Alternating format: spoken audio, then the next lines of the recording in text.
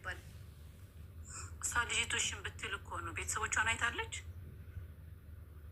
አሸማ ጅረ ጅርቱ ነጋን ስኒፋታ ወርደፍቶ ዩቲዩብ ከንኮ ዩቲዩብ ከንኮ ሰብስክራይብ ኮሜንት ላይክ ሼር ጎቹ እንደገትና አሱማን ራያ መንገድ የተመለስ ማይባል ምንም ማይባል እስኪ እንትኑን ይሄ ደላላውን ቁጥር የያዛት ከና ዋዮ ቡሌቲ ከናራሪ ዋጥቆስን እንጀቹን በርባዳ ቡሌቲን ኩን ነማ የሮ ዴራ ቢያን ባኪ ሰቱርተደ ከናን ዱረቲ waggaa lamaaf baatii jaammoo hidhaadhaan dabarsite jechuudha. Sababni isaas namoonni keessumaa amma miidiyaa kanarratti nama arrabsitan, ganda namaa, amantaa nama arrabsitan, xiqqeessitan biyyaa tokko aarsaa guddaa isin kafalchiisuu ta'a jechi afaan keessaniin jettan kuni isheenis akkasuma sababii amantii arrabsitee waggaa lamaaf baatii ja'a mana hidhaa keessa turtee gara biyyaa ergamtee edda irraa baateeti.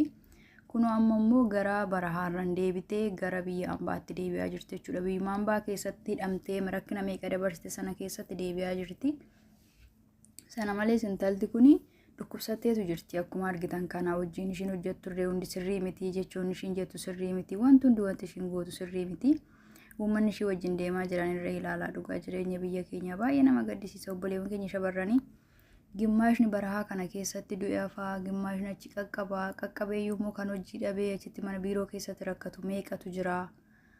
Warri viidiyoon kun isin qaqqabu mee please akka danda'ametti namni gara seera qabeessa yaademu namni kamuu deemee hojjetachuun rakkoo hin qabu garuu akkasitti baraha keessa dhufuun isaanii kuni yeroo kanaa kanuma agartan kana mana keessattuu baay'ee namatti cima karaarra miti bishaan nama harkaadhuma nyaanni nama harkaadhuma dhugaa karaarratti hafuutu jira jechuudha. Sababa sanii ijoollee hedduutu du'aa jira. Waaqayyoon gaa biyya keenya nagaa taasisee mee nagaa nuuf buuse nus akka biyya keenya irra jiraannu nu taasisuun hawwii keenya. Sanaaf obboleettii kanarraas waa tokko barattu jedheen yaada obbolaa kan koo namoonni nama arrabsitan ganda nama arrabsitan ishii sababii arrabashii silaawwatan hojjetattee seeran gara biyya ishee kan galtu rakkina kana hunda keessa galtee jirti. Sababii mana hidhaa galte immoo dhiphina sammuutiin irree qabamtee kiniinii dhukkubbii sammuurree fudhataa jirti jechuudha. Akkuma afaan isheetiin dubbattetti yeroo namoonni arrabsan anan arrabsinaan dhukkubsattuu ta'een jira jettee jirti. Egaa waaqayyo ishee yaadatu waaqayyo ishee fayyisu ammas gara biyya ambaa deebi'aa jirti. Egaa nam dhukkuba sammuu qabu akkamitti akka iyya isaanii danda'ee araboota danda'ee hojjetu dhugaa baay'ee nama yaaddeessiti mucayyoon kuni. Waaqayyomti ishee faana ta'ee ishee gargaaru malee waa'een jireenya ishee baay'ee nama yaaddeessa. Akkuma argitan kana viidiyoo irratti kun warreen ishee waliin deemaa jiran irree hedduutu jira. Viidiyoo kana isheetu waraabee gadhiisaa ture. Isaan waliin deemaa turte jechuudha isheen illeeni. Egaa baay'ee namatti dhaga'ama dhugaa ijoollee xixiqqoo faatu jira mee ilaalaa isaanas deeman kun amma.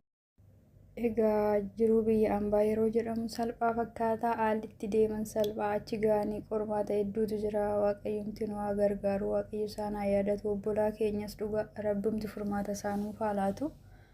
Egaa rabbi nagaan isaan haa geessisuu yenna malee wanti jedhamu hin jiru. Garuu warri tokko warri as jirtan yoo xiqqaate obbolaa keessan biyya jiran Aguma ture isaa turu waggaa lama sattaa fudhatu eeggatanii gara seera qabeessan akka deemaniif wal gorfadhaa isiniin jedha. Aga viidiyoo biraa walitti deebinutti nagaa naa tura hundumti keessanuu.